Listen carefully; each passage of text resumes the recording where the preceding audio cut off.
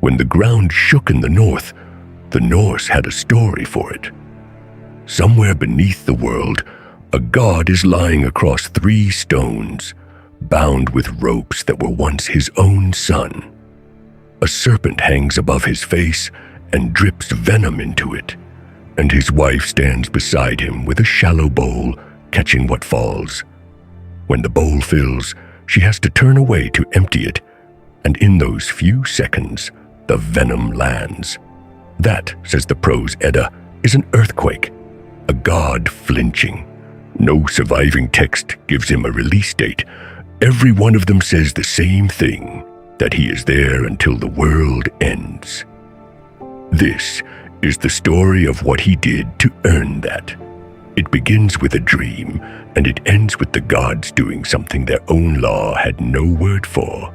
Before the dream, there is a household. And a household is not a caste list. It is a structure of obligations, who is owed what, by whom, and by what right. And everything that follows turns on one figure who sits inside that structure without ever having been born into it. The Prose Edda gives Loki a parentage that does not match the seat he occupies. His father is Farbauti, a giant. His mother is called Laufey. He is not of the Æsir at all. And yet, in tale after tale, he is reckoned among them, seated in their councils, present at their gatherings, treated as one of the house. The distance between where he came from and where he sits never closes in the surviving texts. It only widens. What put him there was an oath. The poem Lokasena preserves the memory of it, that in days the text does not date, Loki and Odin mixed their blood, and Odin swore he would never take ale poured for him unless it was poured for Loki too. In the legal world these stories move through. An oath of that kind reached past kinship, a declaration that 2 parties stood inside one circle of obligation, regardless of what either of them did afterward. The chief of the Æsir bound himself to an outsider with the strongest instrument he had.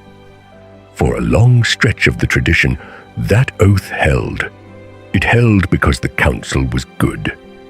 The Prose Edda tells of a builder who came to the gates of Asgard with an offer, a wall so strong that nothing out of the Frostlands could breach it. His price was the sun, and the moon, and the goddess Freya, and he asked 3 seasons to finish the work. The gods hesitated. They needed the wall. The price tore the sky out of its setting. It was Loki who found the seam.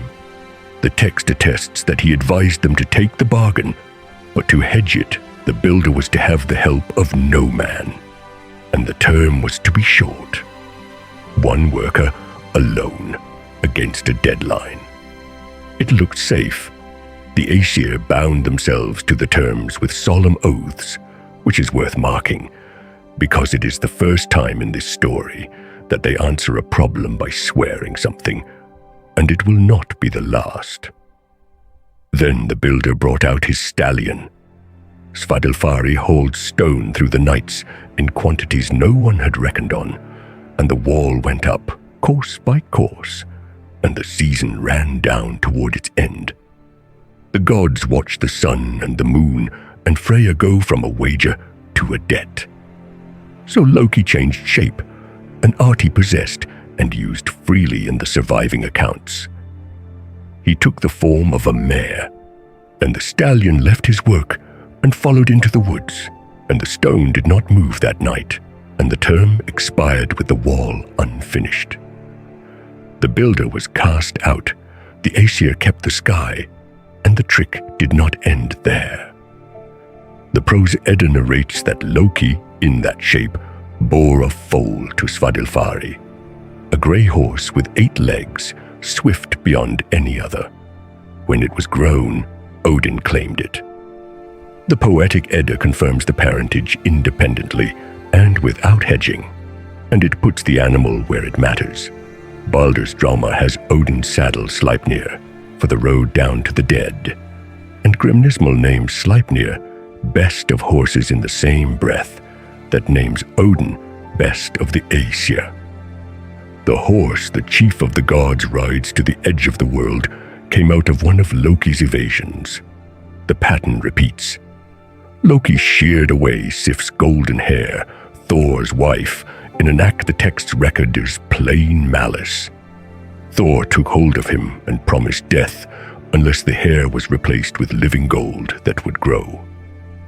So Loki went down to the dwarves and turned his own punishment into a wager, and the wager into a contest, and the contest produced the treasury of the Æsir. Skaldskaparmal keeps the tally. From the sons of Ivaldi, the golden hair itself, Gungnir, the spear that would become Odin's own, and Skidbladnir, the ship that sails sea and air and folds down small enough to carry. Against them, Brok and Eitri set 3 more.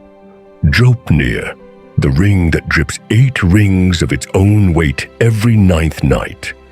Gullinbursti, the boar whose bristles carry their own light. And last, worked while the bellows never stopped, the short-hafted hammer Mjolnir, which strikes and returns to the hand that threw it.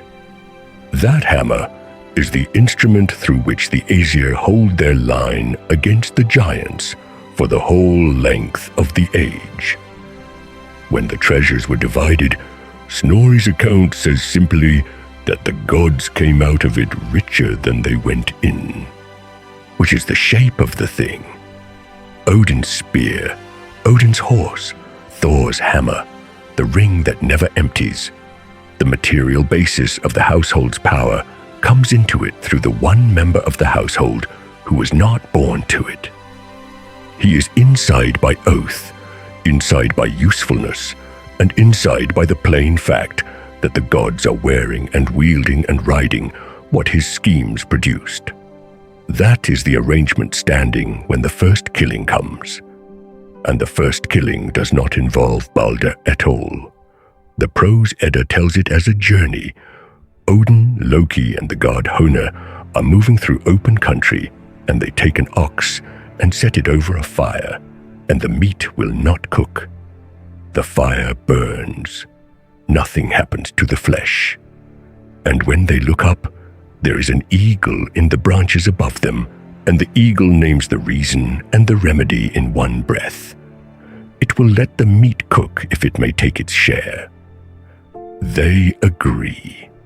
The bird comes down and takes the best of it, the hindquarters and the thighs, and Loki, seeing the terms turn on him, takes up a pole and strikes. The pole lands, and then the pole does not come back, because his hands are fixed to one end of it, and the other end is fixed to the eagle. The bird rises. It carries him low across the ground and through the tops of the trees, and it does not stop until he agrees to a price.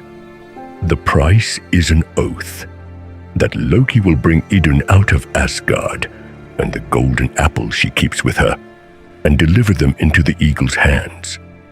The eagle is Thiassi, a giant. Loki swears.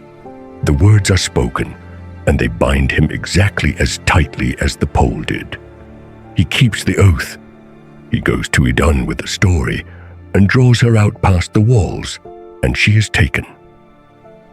What happens to the Æsir then is the reason this episode of the tradition survives at all. The apples are what holds age off them.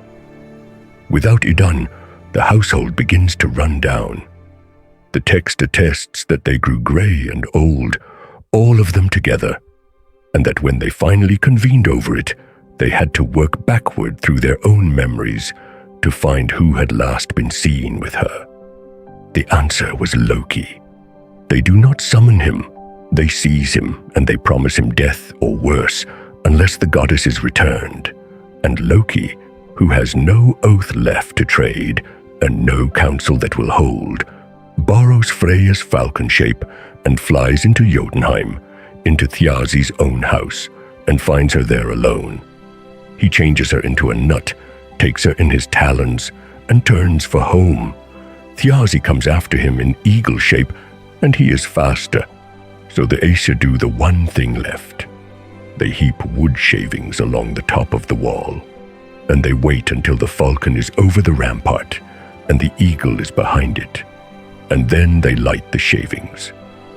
The fire takes the eagle's wings out from under him. He comes down inside the walls of Asgard, and there, enclosed, the Æsir kill him. One killing committed. And in the world these texts come out of, a killing is not an ending. It is the opening of an account. Skadi is Thjazi's daughter, and she comes to Asgard armed to take the payment her father's death has left owing. The gods could meet that with force.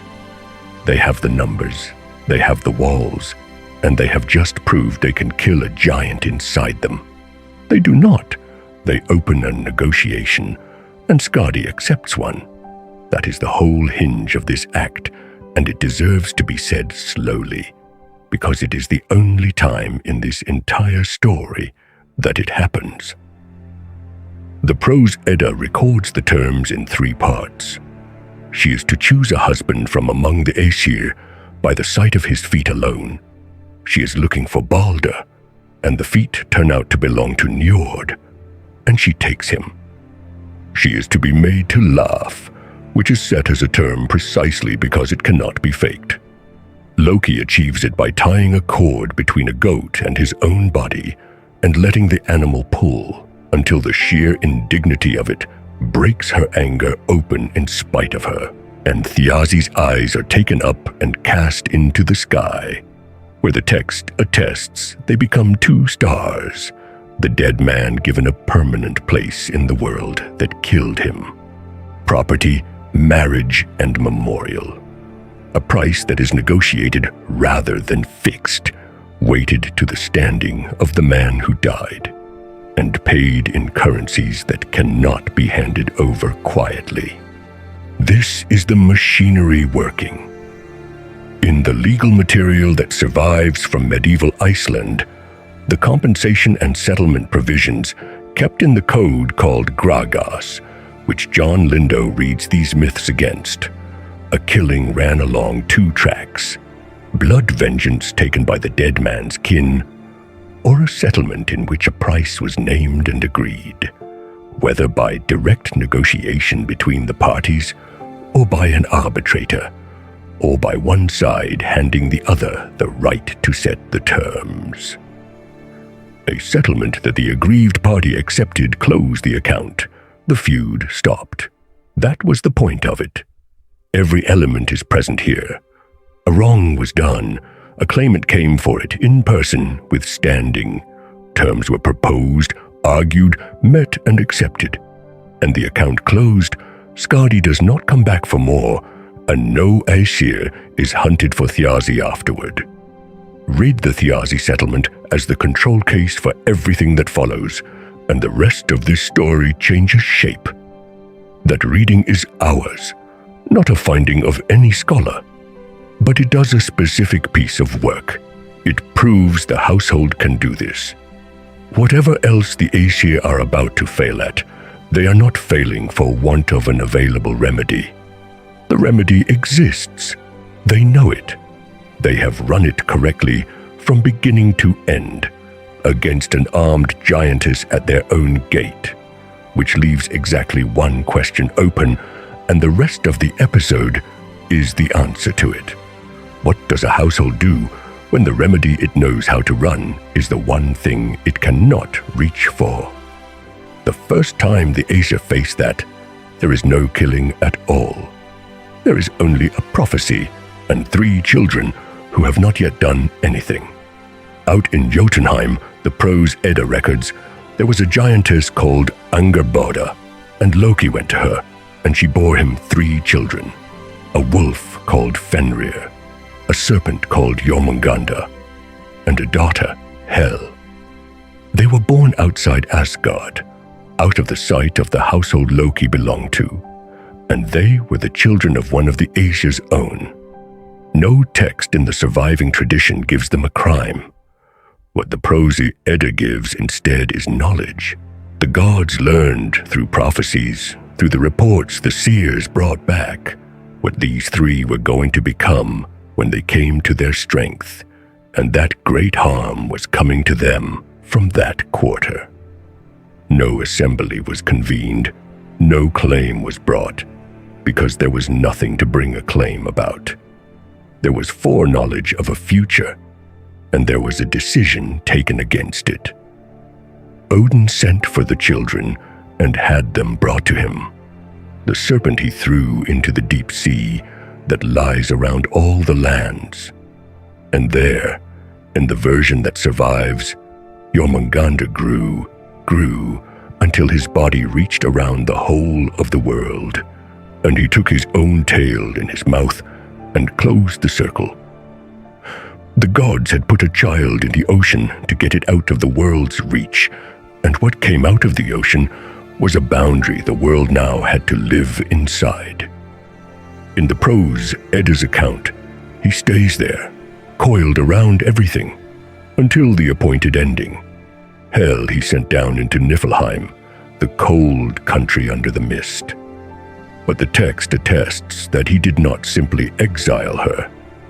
He gave her authority, dominion over all those who come to her through sickness and old age, a hall of her own, a table of her own, and the standing of a ruler over a vast part of the dead. That is the strange, exact shape of it. The Æsir banished a daughter on prophecy alone, and in the same motion handed her jurisdiction over a kind of death that nothing in creation can decline. They bound her with a border and a title rather than with iron. The one they wanted furthest away was given the keys to a gate every household in the 9 worlds eventually walks through. The wolf they kept. Fenrir, the Prose Edda records, was brought to Asgard itself and raised among the gods in their own halls. It is a different tactic driven by the same prophecy. Keep the thing close, keep it watched, keep it fed, and the feeding is where one name enters the story. Tyr, a god of war, and in the surviving accounts a god associated with law and the sworn word, was the only one of the Æsir with the nerve to go to the wolf and put meat in front of him with his own hand, and the text attests that he did it day after day. There is no version of that which is not remarkable. He was raising at arm's length and by hand a thing the prophecies had already told him about. It was not enough. The wolf grew, and the growing was the problem, and the household came to the decision it always comes to. They made a fetter and called it lading, and they brought it to Fenrir framed as a test of his strength, and he let them put it on him. He set himself against it once, and it broke. The Prose Edda notes the consequence plainly. The wolf was free of leading, and his fame went out across the worlds because of it. So they made a second Dromi, stronger by half, and offered the same test, and he took that too, and set himself against it, and that one broke as well. Look at what those 2 attempts actually accomplished. Before lading, Fenrir was a large wolf in a hall with a prophecy attached to him. After Dromi, he was the being who had broken the best work the Æsir could do, twice in front of witnesses, and every hall in the 9 worlds knew it. The gods had set out to contain a reputation and had manufactured one instead. Each failed binding was proof that binding was necessary, and each proof made the thing bound more formidable than it had been the day before. Reading that loop as the engine of the whole story is ours, and it is offered as a reading, but the loop itself is simply what the text records happening twice before anyone reaches the 3rd attempt. For the 3rd, they went outside their own craft. Odin sent down into the stone country to the dwarves and commissioned a fetter that would not break. And the dwarves did not answer it with more iron. They made it out of 6 things that do not exist to be gathered: the sound a cat makes walking, the beard of a woman, the roots of a mountain, the sinews of a bear, the breath of a fish, and the spittle of a bird.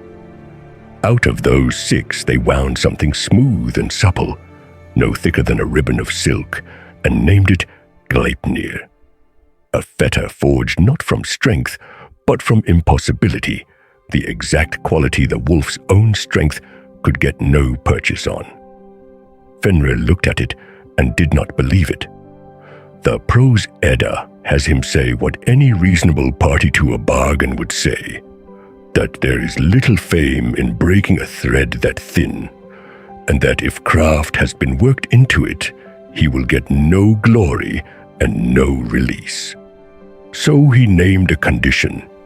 He would let the ribbon be put on him if one of the Æsir would lay a hand in his mouth for the duration, as a pledge that the gods meant what they said and would loose him if it held. The circle went quiet. Every god there understood exactly what was being asked, and what it was worth, and what it would cost if the gods were lying.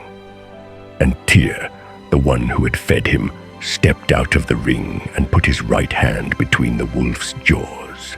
They bound him. Fenrir threw his whole weight against Gleipnir, the way he had against Lading and Dromi, and the ribbon only drew tighter, and the harder he worked, the less he moved. And when he understood that it would hold, and saw that the gods around him were laughing, he closed his jaws, and Tyr's hand was gone. The god who had given the pledge paid it. The gods fixed the wolf where he lay, drove a sword upright between his jaws to hold them apart, and left him bound in the Prose Edda's telling until the world ends. So the account closes on 3 children and 3 measures: a serpent in the sea, a daughter under the mist with a hall and a title, a wolf in a fetter, and a god short a hand, and not one of the 3 had done anything. There is one more thing the text stages here without commenting on it, and it needs saying while the scene is still standing. Fenrir asked for a pledge because he suspected a trick, and he was right, and the gods gave the pledge knowing they would not honor it. That is the register they used, an oath offered in bad faith, a bargain designed to be broken, a promise made as a device. It is precisely the register the Æsir will condemn when they meet it coming the other way. Hel, meanwhile, keeps a hall under the mist, holding an authority the gods themselves conferred on her, waiting. They will need something from her eventually. There will be nobody else to ask. This is binding as statecraft. It is what the household reaches for when it hears a prophecy, and it has worked every single time it has been used. And it is what they will reach for again.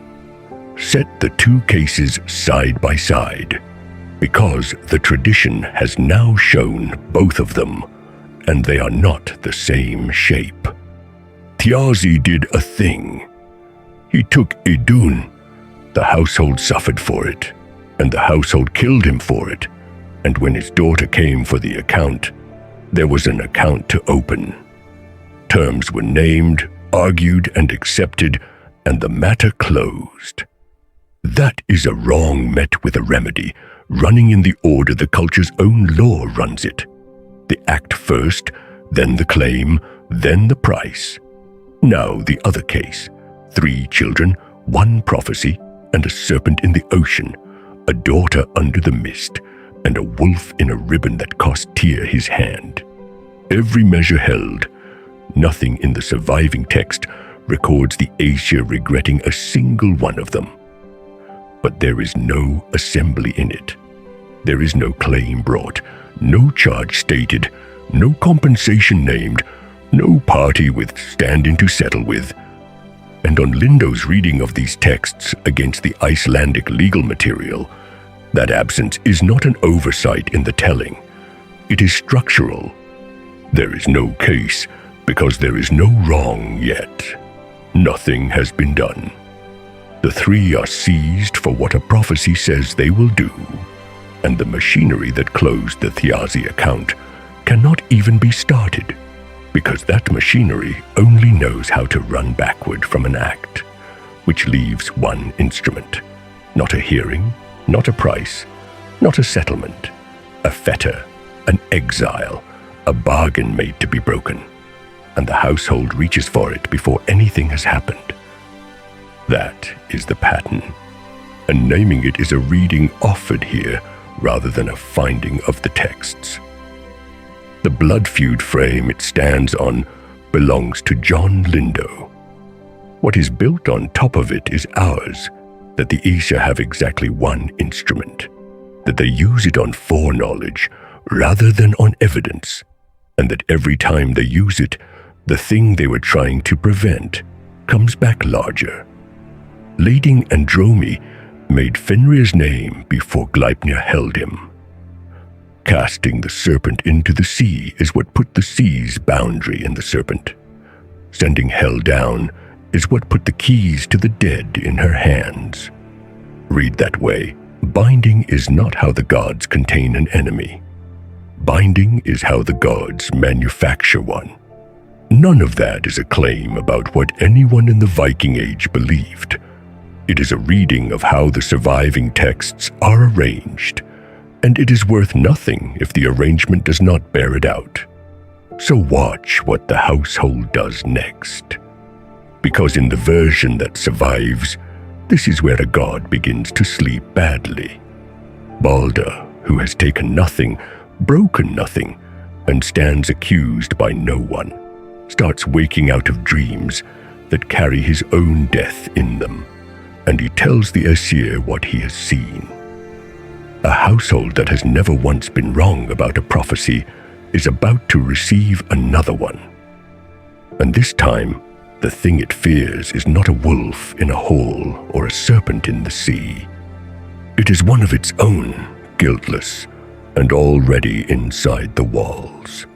It begins with a god sleeping badly. The texts that survive report this much.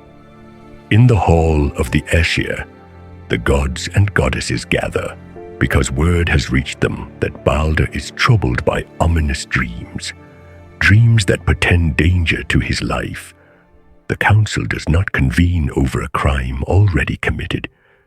It convenes over a shape taking form in the dark, over foreknowledge of a catastrophe that has not yet stepped into the waking world. And that is the reflex worth marking before anything else happens, because it will run through everything that follows. The gods receive a prophecy, and their first instinct is not to accept it. It is to act against it, to forestall it, to cancel it by force of will and force of word. Their information will turn out to be perfect. Their remedies will not. The gap between those two things is where this whole story lives. Odin does not wait for the council to finish deliberating. The king of the Æsir rises from his seat and goes to the stables. He saddles Sleipnir, the 8-legged horse that carries him across the 9 worlds and down to the margins of existence, and he turns the horse's head toward the downward road, past the roots of Yggdrasil, toward the halls of the dead. On that road, he meets a hound coming up from hell's direction, a beast covered in blood, howling. This descent is not in Snorri's Gylfaginning at all. The poem that carries it survives in a separate manuscript and a separate tradition, Baldr's Draumar, the dreams of Baldr, the Poetic Edda's own witness, not the prose. Edda's account written down by an Icelandic scholar centuries after the age of the Skalds. That matters, because most of what follows rests on one man's book. This part does not. What Baldr's Draumar reports is that Odin did not consult the runes and did not wait for omens to find him. He went looking for the worst knowledge available, and he went to the one place where it could not be softened. At the eastern entrance to the realm of the dead, there is a grave, and in it lies a vulva, a dead seeress. In life, she was a practitioner of Seder and prophecy, the kind of woman kings and jarls sought out when they needed to see past the present moment. Odin stands at her grave and begins to chant the old words of compulsion, and the earth shudders, and she comes up out of her rest against her will, and she is angry. She does not greet him. She demands to know who has torn her out of the peace of the dead. Odin gives her a false name. He calls himself Vegtamr, a wanderer, a stranger seeking knowledge on the road. And with the lie in place, he begins to ask. What he asks is specific. What is happening in Hell's Hall? What is being prepared down there?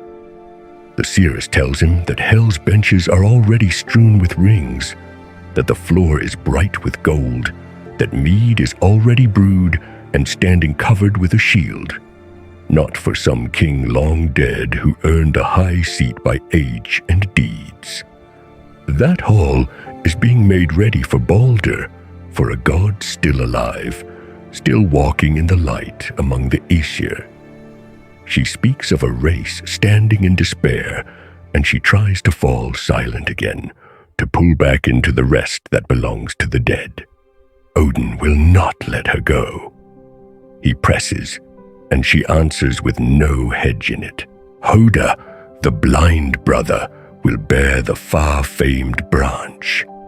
Baldr will fall.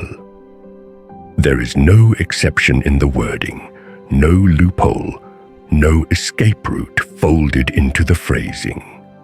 But there is an avenger in the wording too. A son will be born to the giantess Rind in the western halls. He will be born in one night and come to the stature of a man within that same span of hours. And he will not wash his hands or comb his hair until he has brought Baldr's slayer to the pyre. His name is Vali. The vengeance is written into the shape of the thing as firmly as the killing is. And still Odin presses. He asks one more question, and it is the question that ends the consultation. He demands to know which of the maidens will weep for Baldr, which of them will throw their headgear skyward in grief. Only someone who already knows the answer asks that, and in asking it, he gives himself away. The seeress sees through Vegtamr to the king wearing him, and she names him Odin, the All-Father, the one who rides Sleipnir and hung himself on the tree to take the runes. He does not deny it. He answers that she is no true seeress at all, but the mother of 3 giants. And she tells him to ride home. She will speak no more. No one will come to question this grave again, she says, until the chains fall from Loki and the doom of the powers sweeps across the 9 worlds. The prophecy seals itself shut on that condition, on the loosening. Keep it. Everything that happens afterward is a story about how those chains get made. Odin has what he came for and leaves as a man who overreached. He has the name of the killer and the name of the avenger.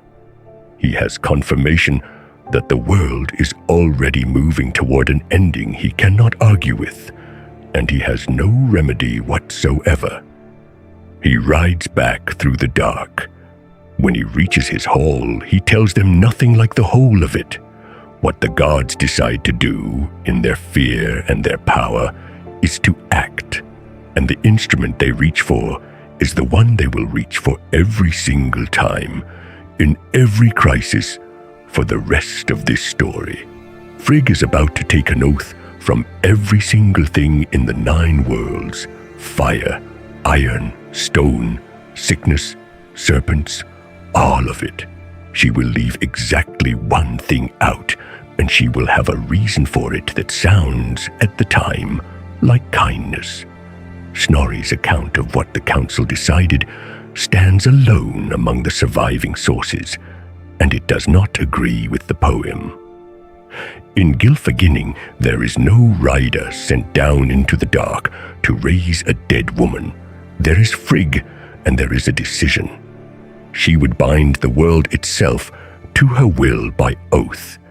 So she went out across the whole expanse of creation.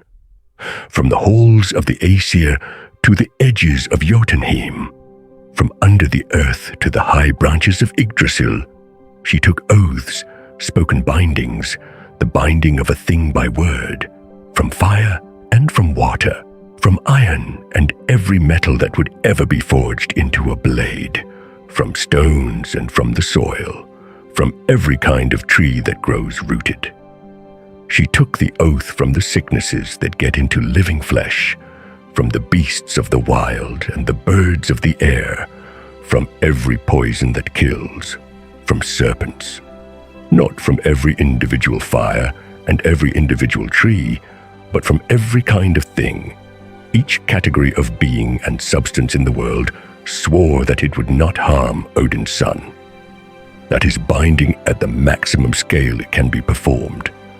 And the choice of instrument is not arbitrary, because in the legal world surrounding these myths, the oath was already the tool through which settlements were made, the mechanism by which compensation for a killing was fixed, and a kin group bound itself to pay a blood price or to accept a vengeance taken.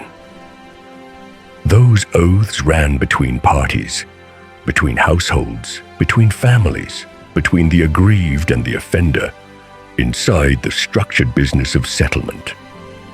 Frigg takes that same instrument and turns it outward onto the whole of reality.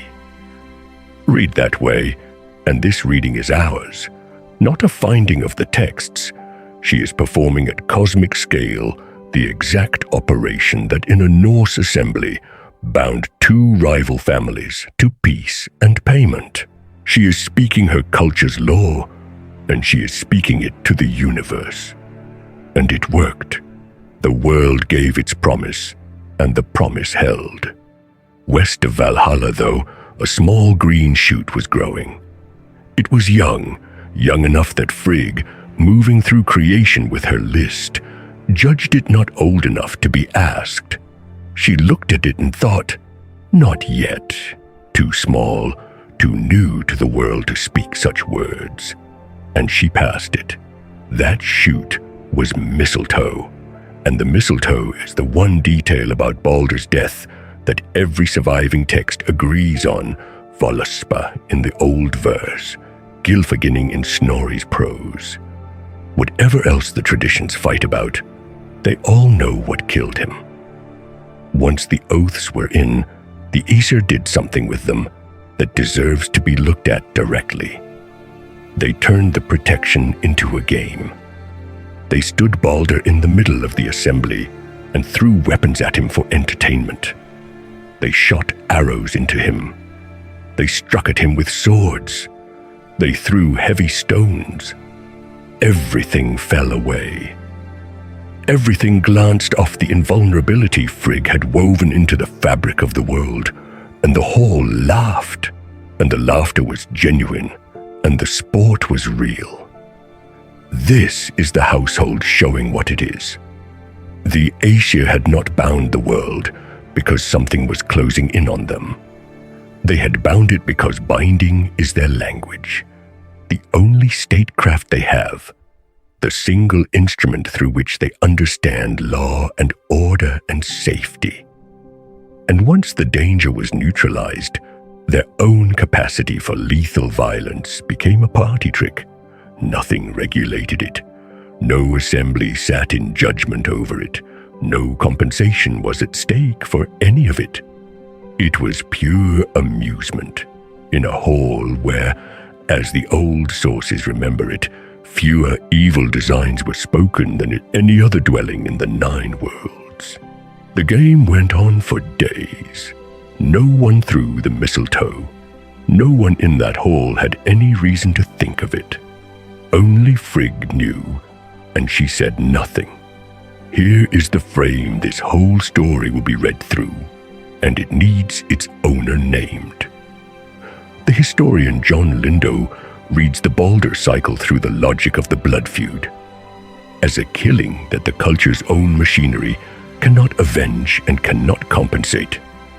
That frame is his.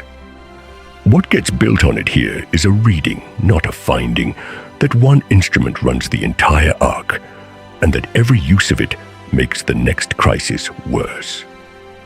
Frigg binds the world by oath.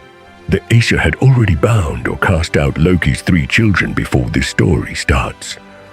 When lawful remedy is finally attempted, it will be refused by a being those same gods exiled, and denied both vengeance and payment. They will bind a 3rd time, with the entrails of a son, answering a kin-killing with a kin-killing, and forging the thing that ends them. On the surviving arrangement of the texts, the Æsir do not lose the world, because Loki betrayed them.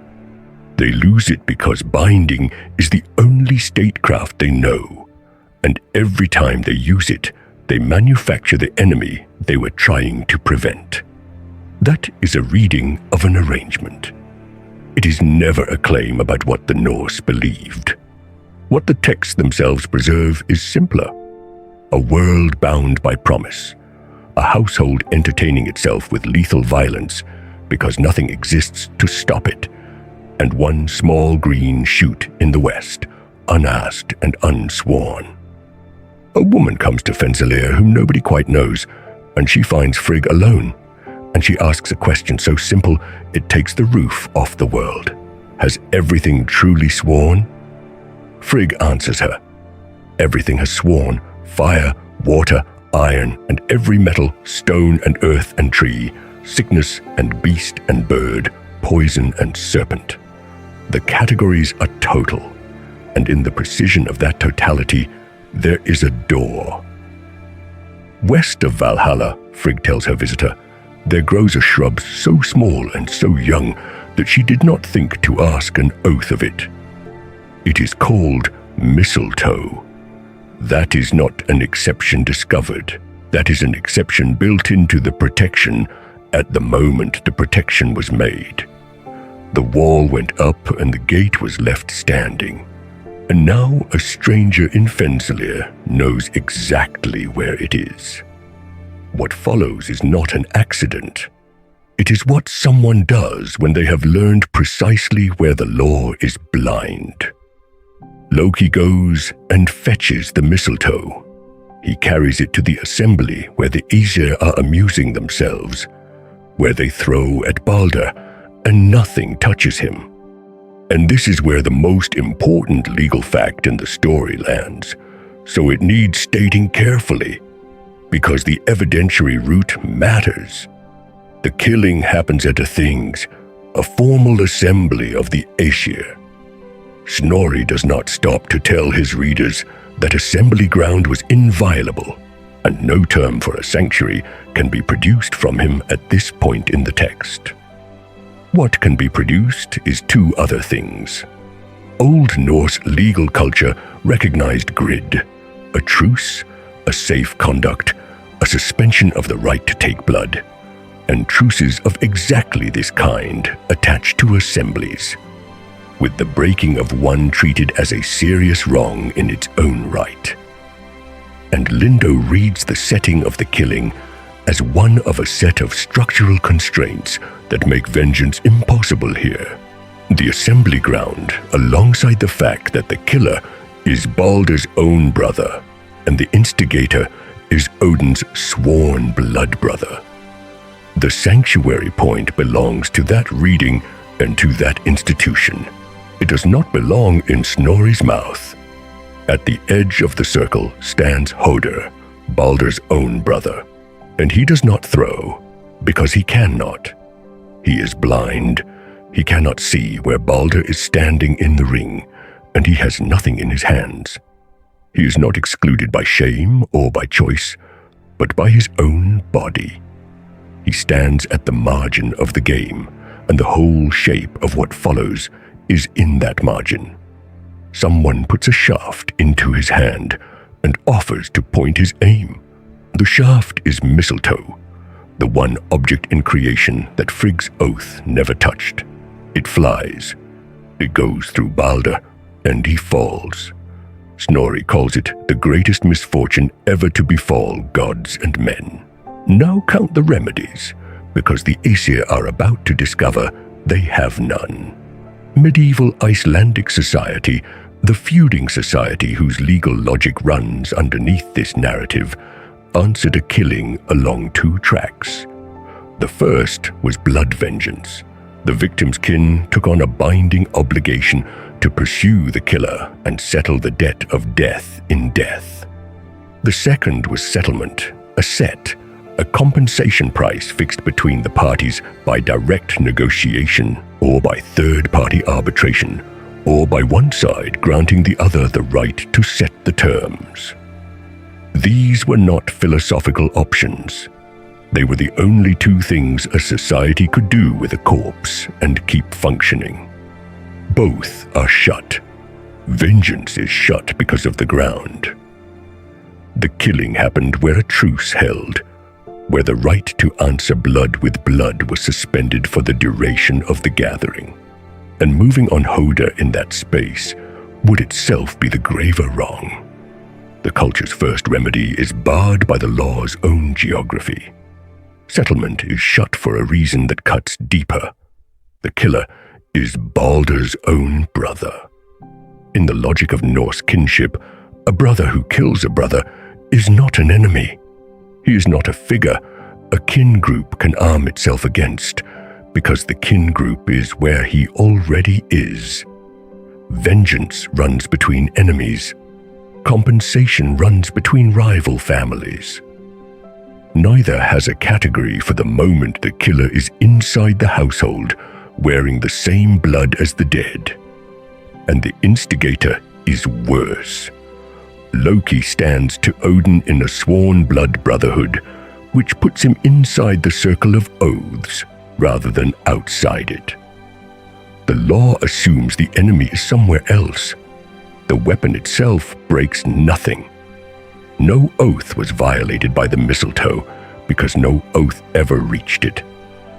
It is not a hole punched through Frigg's protection. It is the protection speaking its own exception aloud, the gap her own hands left when she judged a shoot too young to swear. One more thing has to be said here, because it is the hinge the rest of this rests on. Voluspa, the oldest surviving witness to this killing, confirms the essentials. The mistletoe becomes the shaft. Hoda shoots it. Frigg grieves at Fensalir, and a son of Odin rises to avenge him. But Voluspa does not name Loki. It does not have him going to Fensalir in disguise, does not have him asking the question, does not have him fetching the shaft, or putting it in the blind hand, or guiding the throw. That entire causal chain, the plot, the disguise, the hunt for the exception, a crime engineered with perfect knowledge of which remedies would fail, appears only in Snorri's Gylfaginning. In the oldest attested poem, the hand behind the hand is simply absent, so the killing is independently witnessed. The architecture of it is not. That distinction is about to be pressed by the strongest opponent this reading has. The Æsir stand in a circle around the body, and there is nothing lawful they can do. They cannot avenge because of where they are standing. They cannot settle because of who threw. They cannot even blame the hand because the hand could not see. In a moment, the ring will part again, and this time, the story turns away from the killing entirely, toward the ship and the fire, and a wooden wall in an Icelandic hall that shows what the tradition actually chose to remember. The ship will not move. Hringhorni, said to be the greatest of all ships, stands immobile at the shore. and every strength the Æsir can put on it will not send it down to the water. So they send messengers to Jotunheim to fetch a being from the wild lands. She arrives riding a wolf with vipers for reins, one of the powers the gods have cast out, one of the things they have already bound or banished. She takes the ship and shoves it so hard that the rollers under the hull catch fire and the earth moves. Thor watches this. The god whose answer to every problem is force sees a giantess from Jotunheim do what the assembled Æsir could not, and he reaches for Mjolnir to kill her for it. The others have to hold him back by weight of numbers. Even at the funeral of the god they are all mourning, the only remedy in the house is the hammer, and it is barely restrained. Nanna dies of grief at the sight of the pyre and is laid on the ship beside her husband. The loss widens past Baldr into a second death inside the household. Odin steps forward and bends over his son and speaks something into his ear before the fire takes him. The text does not record what was said. The one moment of complete intimacy in the whole sequence is the one thing the narration refuses to fill in, and whatever it was went into the fire unsaid. Draupnir, the gold ring that drips more gold, goes onto the pyre with him. The household burns its own treasure for one man. And this is where the story has to stop and look at itself, because the oldest surviving witness to any of this is not Snorri Sturluson's 13th century handbook. It is a poem about a wall, Húsdrapa, the house poem. A poet named Ulfr Uggason composed it around the year 985, and what it describes is carved wooden panels in the hall of Ólafspai at Jarðarholt in Iceland.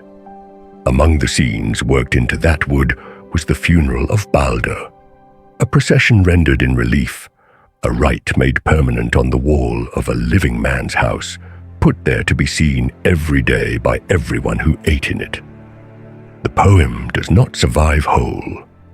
What is left of it exists as quoted fragments inside two later texts, Laxdæla Saga, a story of human feuds and human marriages, and Snorri's own Skaldskaparmal, his handbook on poetic reference, where he quoted the older verses to show later poets what the earlier ones had known.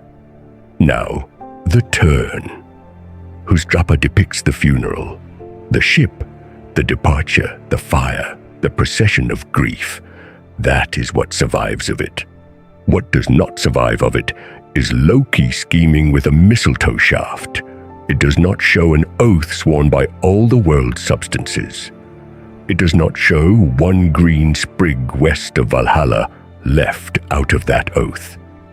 Every one of those elements, the engineer, the universal oath, the single exemption, appears in Snorri and nowhere earlier. In the oldest surviving depiction of this event, none of them are there. Scholars have known about this gap for well over a century.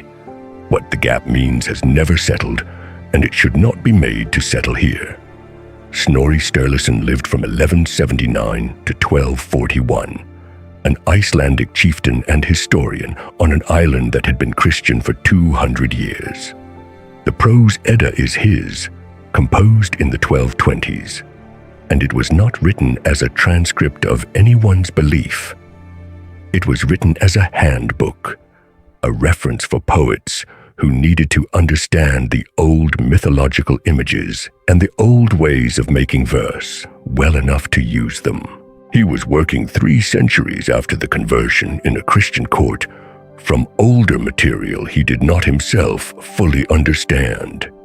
And every connection in the story he tells, the invulnerability oath, the mistletoe exemption, the throwing game, the embassy to hell, every link in that chain rests on his choices, his interpretation, his particular assembly of older verse he found in the tradition.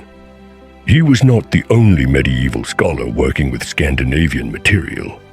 and the other one tells a different story entirely.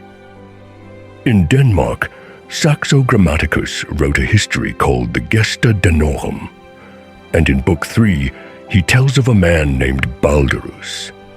There is no Loki in it. There is no oath binding the world. There is no mistletoe exemption, no embassy to the dead, no punishment stretching forward to doom the gods. There is a demigod called Baldrus and a rival warrior called Hotherus, and their conflict is not a single unstoppable exception to a universal law. It is open war between two armies fought over a woman named Nanna. 2 men, 2 armies, a battlefield, not a killing that falls outside every remedy the culture has. These are not 2 versions of one thing. They are 2 incompatible stories, drawing on the same Scandinavian tradition. And this is where the hardest objection to everything in this story has to be put on screen at its full strength, because the scholar who presses it is right about his evidence. Anatoly Liberman argued in a 2004 study that several of the elements central to the received Baldr story, including critical aspects of Loki's role as the orchestrator of the killing, may not be original.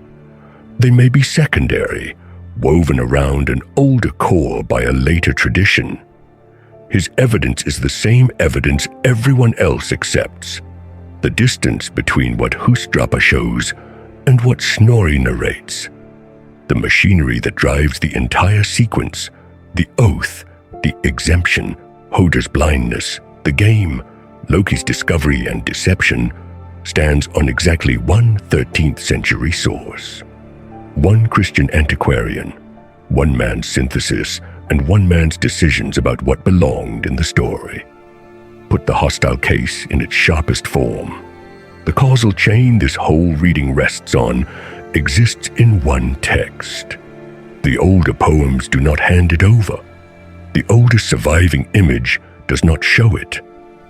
And a careful scholar can point to real inconsistencies suggesting the chain was assembled late, that Loki, as the engineering agent, may not be what the oldest tradition contained. That has to be conceded, and it is conceded here rather than hedged at the end. What follows is offered as an interpretation of the arrangement of the texts that survive, never as a recovered original, and never as a settled fact about what anyone in the Viking Age believed. The reading stands on the surviving texts. It does not stand on a history reconstructed underneath them. Then the answer, which is not a rescue, but a redirection. What survived is itself the finding. Something attests the funeral at the end of the 10th century, the ship, the departure, the fire, carved into the wall of a hall where people lived. The loss was never forgotten, even in a version that carries no trace of the machinery of the killing. A tradition that keeps the funeral and loses the plot is telling you which of the 2 it could not do without. Not the mechanism, the irreversible loss, and the household standing on the sand watching it go. One thread stays open and must stay open. Scholars have long argued over whether this myth bears the mark of Christian influence, whether a dying beloved son, a world that weeps, and one holdout who will not, were reshaped in the retelling by the model of Christ. The debate goes back to Sophus Bugge in the 19th century, and it has never reached a verdict. No one has proved that Christianity remade this myth. No one has proved it stayed untouched. It is named here and left exactly where it is. What every witness agrees on, across the whole gap from Husdrapa to Snorri to Saxo, is that a death happened inside the household of the gods and could not be undone.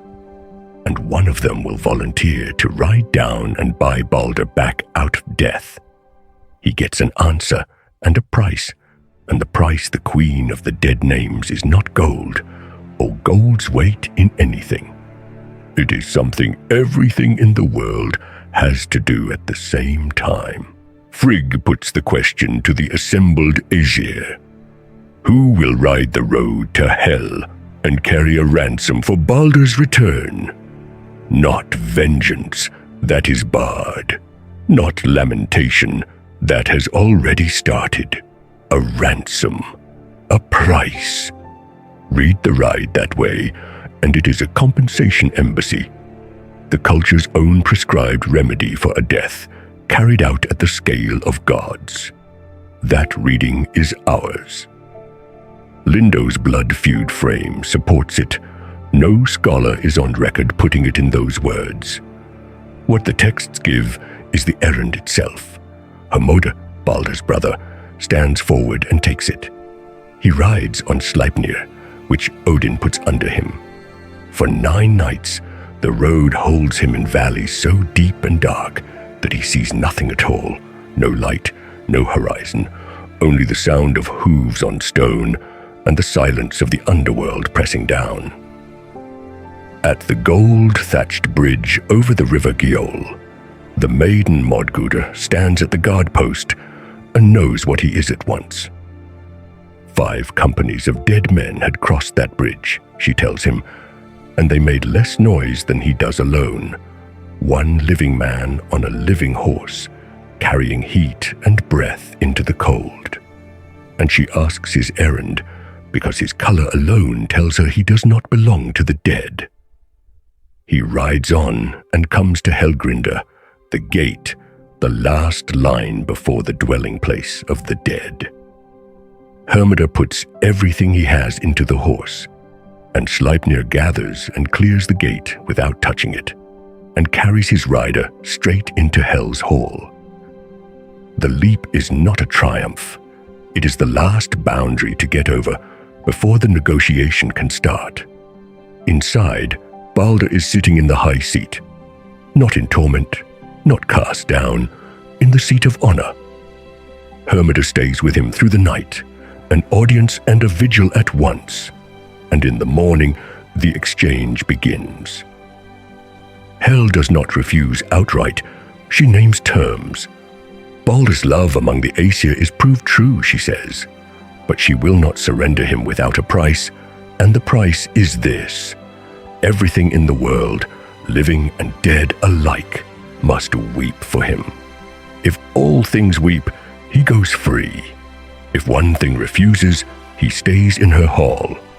This is worth slowing down on, because it is the most legally literate moment in Norse myth. It is not a fixed tariff and not a gold sum. It is conditional, it is negotiated, and it is scaled to the particular loss, which is how compensation actually worked in the culture that told these stories. A price for a death was not read off a table. It was argued out between the parties, or handed to an arbitrator, or set by one side that the other had granted the right to judge. And its size said something about the standing of the dead man and the seriousness of the breach. Hel is not slamming a door. She is opening a lawful proceeding and stating her terms in it. And the currency she chooses is the point.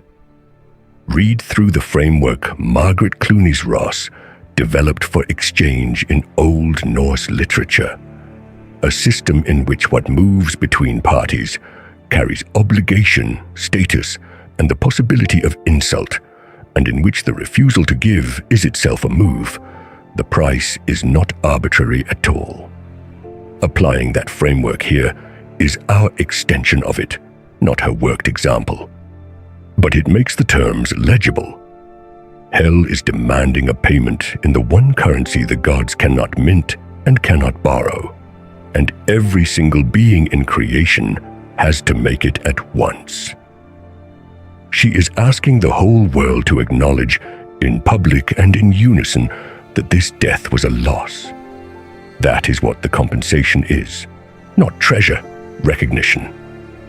Before Hermodr leaves, Baldr sends the ring Draupnir back to Odin, and Nanna sends gifts of her own, a linen robe for Frigg and a ring for Fula, her handmaid. The exchange runs both directions. This is not a supplicant begging at a door. It is a treaty being negotiated in the form the gods understand, with objects moving each way to carry the obligation. So the Æsir send riders out into every corner of the world. They go to the peoples and the beasts, to the stones and the metals and the plants and the waters, and they ask each one to weep. And the world weeps. People weep. Animals weep. The earth weeps. Stones sweat, moisture gathering on their faces. Iron beads with drops like rain. Trees run with sap. Every kind of metal weeps. Every living thing and every dead thing. The whole created order performs the payment. Then, in one cave, the riders find her. A giantess is sitting there, far from the halls and the courts. And when they ask her to weep Baldr out of hell, she refuses. Her name is Tok. She says she will weep dry tears for Baldr's burial, that he gave her nothing living and nothing dead, and so she has nothing to give. Let hell keep what she has, not a denial that he mattered. An account, balanced and closed. Her name means thanks, and the irony in that is worth naming as an aside rather than a finding. It is a reading, not something any scholar has established. A being called thanks, inside a system where gifts create obligations, declines to acknowledge one. And on that single refusal, the entire lawful remedy collapses. In the culture the god's own law is modeled on, a settlement was not self-enforcing and not majority rule. The terms had to be accepted, and if one member of the kin group refused them, the settlement failed and the claim stayed open. One holdout could void everything. That is precisely what happens. One refusal in one cave, and Baldr stays where he is. And the one who refuses is a figure standing outside the god's order entirely, whether Loki wearing another shape, as the account that survives implies, or another being with reason to want nothing to do with the Æsir. The ransom fails on one refusal, in one cave, from one figure whose name means thanks. And a few nights later, that same figure will walk into a hall with every god in it and say out loud what was done, because the most dangerous thing Loki ever did was not the killing. It was the confession. The poem Lokasenna survives as an independent witness to what the Prose Edda recounts, and that independence is about to matter, because the two texts are going to disagree about something fundamental. The feast is in the hall of Æsir, the sea giant. Gold glitters there in place of firelight, and the ale pours itself without hands to serve it. And the text says, "Great was the peace." Two servants are named Fimafeng and Eldir, and they are named only because of what happens next. Loki arrives uninvited. He kills Fimafeng, the one carrying the god's praise for his hospitality, because he cannot stand to hear him praised. For that, for a murder of a servant inside a household bound to peace, the Æsir drive him out into the forest. He does not stay driven. He comes back, meets Eldir on the threshold, demands to know what the gods are discussing inside, threatens him when he will not say, and walks in. Once he is inside, he reaches for the one instrument that forces them to seat him. He reminds Odin that in days the text does not date. The two of them mixed blood, and that Odin swore he would never take ale poured for him unless it was poured for Loki too. Odin has no way to refuse that without breaking his own word. Vidar makes room on the bench. Loki sits, and then the flighting begins. A senna is a recognized form in Old Norse literature, a formalized exchange of insult and accusation, structured as alternating speeches, in which each party answers a charge with a worse one, typically charges of cowardice, of sexual transgression, of unmanly conduct. It is not chaos. It has rules. Margaret Clooney's Ross reads these exchanges as running on a grammar of negative reciprocity, accusation answered by escalating accusation rather than as mere noise. Which means that what Loki is about to say will not land as slander to be waved off or raving to be shouted down. It will land as a formal witnessed statement entered into a recognized genre of truth-telling. He goes down the benches: Bragi, Idun, Gesta, Bigvir, Heimdall, Skadi, each one taken apart in turn, each accusation precise, each answered and answered again in the reciprocal grammar of the form. The hall cannot empty, because to walk out would concede that a sworn member of the household has a claim grave enough to break the frame. Then he reaches Frigg. She warns him that if Baldr were in this hall, he would not dare speak so. And Loki gives her the answer the entire evening has been moving toward. He tells her plainly that he is the reason, that it is because of him that she will never again see Baldr ride back to the halls. Nobody answers it. Nobody can. The form has a countercharge for every charge, but there is no countercharge to a god declaring himself the cause of another god's death. The household has no remedy for a confession spoken inside its own walls by one sworn to its peace, which is the whole finding of this story, arriving here in its plainest form. A suspicion has been converted into a confession in front of every witness that matters. The words are in the record. They stand. Thor arrives. He is the only argument left in the building, not a law, not an answer, the threat of the hammer. From the later stanzas, Thor threatens to silence Loki with Mjolnir, and Loki, knowing exactly what is coming, baits him through several more exchanges before conceding that Thor alone will make him leave. The flighting ends by force. Nothing is resolved. Loki curses the hall on his way out. Æsir will hold no more such feasts, and everything he owns will be caught in flame. The place of gold light and self-pouring ale, the one household in the story that had offered peace and reciprocity, is declared finished. And here, the surviving texts split. The prose epilogue appended to the end of Lokasenna narrates what happens next: the flight, the mountain, the hunt, the binding, and attaches all of it to the flighting. Snorri's Gylfaginning tells the same binding, but places it as the consequence of Baldr's death and the failed embassy to Hel. One instrument closes both accounts. The manuscripts disagree about which act it answers. That disagreement is stated here as the arrangement of the surviving texts, not smoothed into a single story. The textual ground under the poem is uncertain too.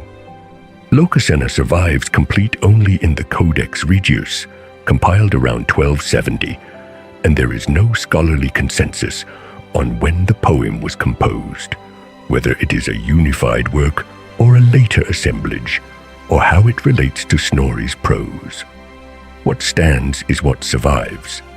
2 accounts of a binding, 2 triggers, one god caught between them. He has made it impossible to treat him as an insider, and impossible to treat him as nothing. They will catch him, and they will use his own invention to do it. He runs. To a mountain above a waterfall called Frananga, he builds a house with a door on every side, so that from his fire he can see in every direction at once. That is not the arrangement of a defendant waiting for a hearing. It is the arrangement of an animal that knows it is being hunted. And there is no hearing. No summons is issued. No charge is formally laid. No assembly sits to hear evidence or to pass a sentence. The gods have decided to pursue him, and the pursuit is the whole of it. By day he changes shape and becomes a salmon in the water of the falls, lying where the current is strongest and the shadows deepest.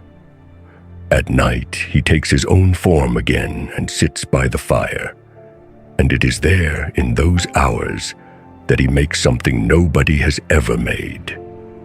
He takes a length of linen thread and works it into a pattern, a mesh of knots arranged so that each intersection holds, with openings large enough for small fish to pass and small enough to keep them once they do. He is building a trap out of knowledge that exists nowhere but in his own hands. The Prose Edda says that fishermen have made nets the same way ever since. He makes it to protect himself, and in making it, he manufactures the instrument of his own capture. When he sees them on the slope, moving up toward the house, he throws the net into the fire and runs for the river and takes his salmon shape again. He destroys the thing rather than offering any defense, because there is no proceeding underway in which a defense would mean anything. The gods arrive at an empty house with ash in the hearth and a shape burned into it. And it is Kvasir, whom Snorri calls the wisest of them, who looks at the burnt outline and reads it. He traces the blackened pattern and reasons out what it was for. This is a thing for catching fish. The others understand as soon as he says it. Without any instrument of law, without any apparatus belonging to them as an order or a court, they simply rebuild what Loki built, copying the negative space he left in the ashes. The machinery of pursuit is parasitic on the thing it is used to catch. They drag the river. The first pass takes nothing. He's lying between two stones on the riverbed, leaving no shape for the net to find. The second pass is empty as well. On the third, they fasten a weight to the net, so nothing can pass beneath it, and there is no gap left, and no way out except upward. Loki leaps the net and turns for the sea, and Thor is waiting above the water, and his hand closes on the salmon behind the tail. There is no officer of any lawful process present. There is no judge, no arbitrator, no assembly. There is one god's hand closing on another god's body in animal form. That is the entire extent of what law looks like in this story. Snorri adds one more detail here, and it is a revealing one. Because of Thor's grip, he says, the salmon has been narrow toward the tail ever since.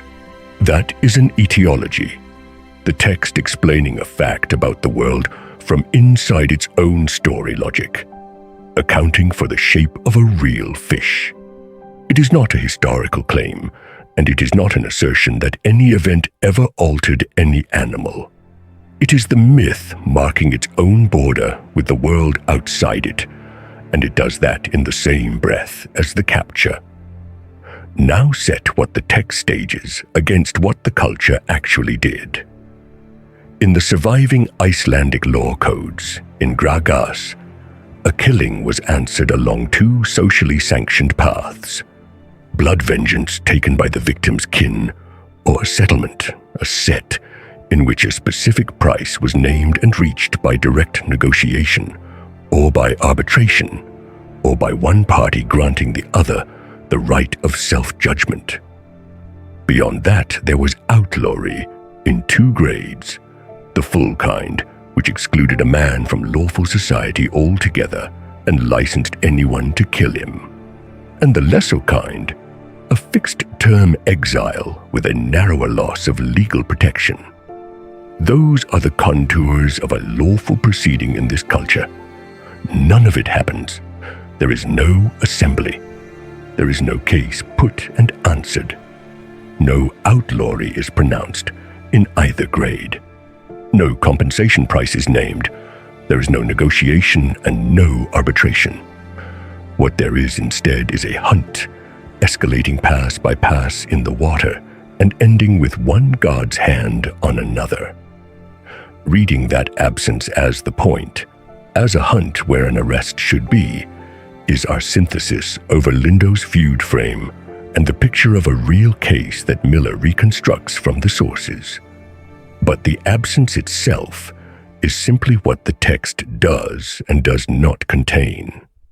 What the gods do next is what this whole story has been walking toward. And it matters not because it is cruel, though it is, but because of what it costs them. To punish one kin-killing, they are going to commit another. They took him to a cave, and they brought his 2 sons with him, Vali and Nari, who is also called Nafi. The names need one moment of attention because the surviving corpus contains 2 distinct figures called Vali, Odin's son, born to manhood in a day to kill Hodr in vengeance for Baldr, and Loki's son, who is here.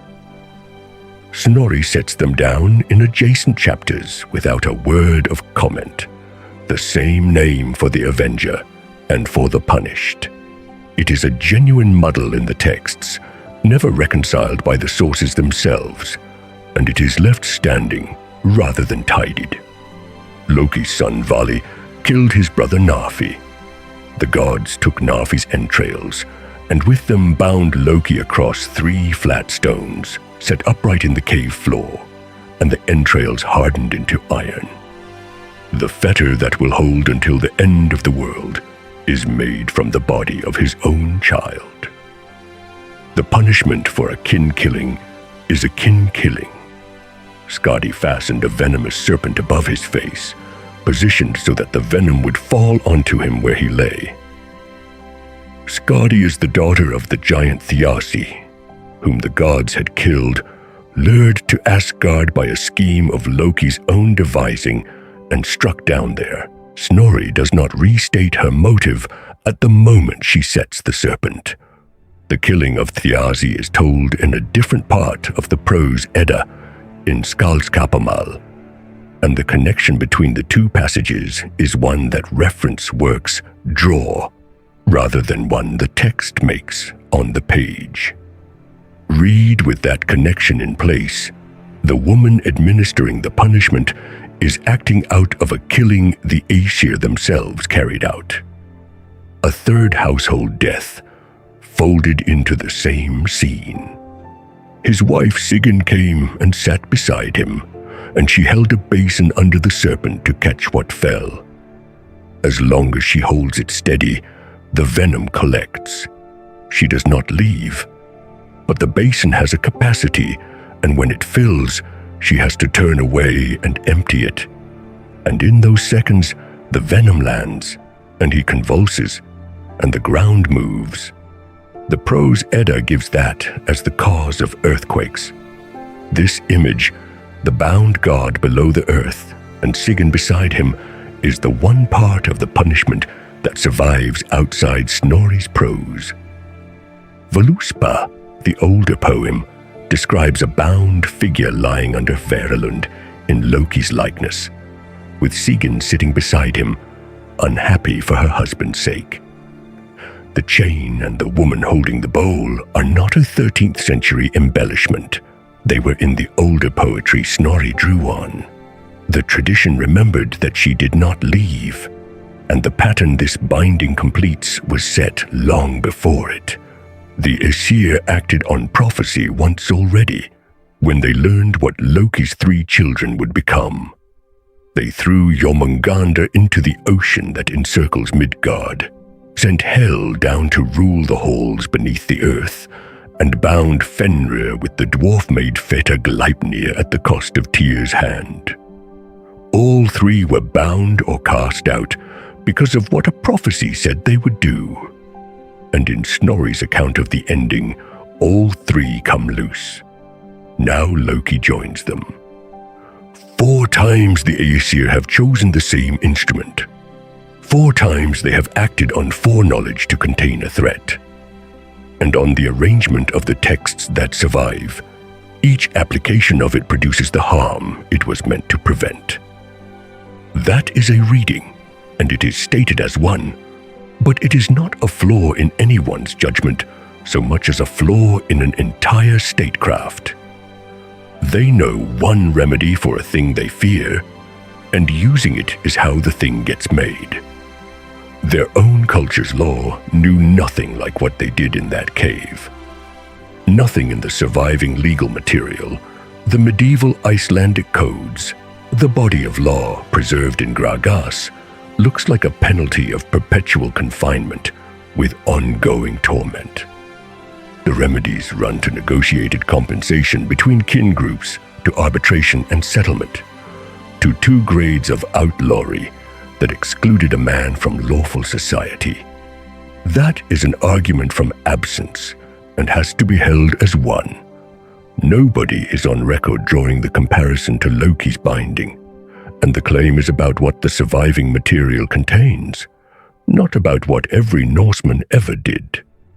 But the gap is real, and it is where this whole story has been heading. There is a mechanism for every killing except this one, the killing inside the household that denies both vengeance and payment. What the gods do to Loki is not a legal act. It is an act outside law entirely, and it is worth noticing what he is in the texts before it. Loki is not a stable figure and not a villain from the start. In Lokasenna, he sits at the gods' own table, claims blood brotherhood with Odin, moves among them as companion and wit and insider. In Voluspa's account of the ending, he is a cosmic antagonist steering the ship of the dead against them. The same figure is an insider in one poem and a world-ending enemy in another. His enmity is not a fixed thing written into him from the beginning. On the arrangement that survives, it is something the story produces, and the binding is where it gets produced. When the chains break, and the poems say they will, Loki steers a ship out of the east. That is all this story has to say about it. The rest belongs to the ending. So the finding stands. One instrument runs the whole arc. Frigg bound the world with oaths from every kind of thing. The Æsir had already bound or cast out Loki's 3 children on a prophecy alone. The ransom Hermida rode to carry was the culture's own prescribed remedy for a death, and it failed because the being holding the price was one the gods themselves had exiled. Denied vengeance and denied payment, they bound a god with the entrails of his son. The chain they forged in answer to a kin-killing is itself a kin-killing. And the same poems that give the chain give the loosening. On this reading, the chain is not the consequence of the world's ending. It is the mechanism of it. That is a reading of the version of the story that survives, never a claim about what the Norse believed, and never a speculation about some lost original behind the texts. The blood feud frame it is built on belongs to John Lindo, and to his argument that these texts stage Baldr's death as a problem the culture's own legal system cannot solve. Snorri's prose. Edda gives the binding, Voluspa attests it, but the causal chain that the binding follows from Baldr's death as its answer is Snorri's own architecture, the connective tissue that turns a set of separate motifs into one story. That is what the evidence supports and where it stops. Sigyn sits by the bound god in the dark of the cave, holding the basin up, catching the venom drop by drop. The serpent drips. Her face is turned away when it fills. The ground shakes, the bowl nearly full.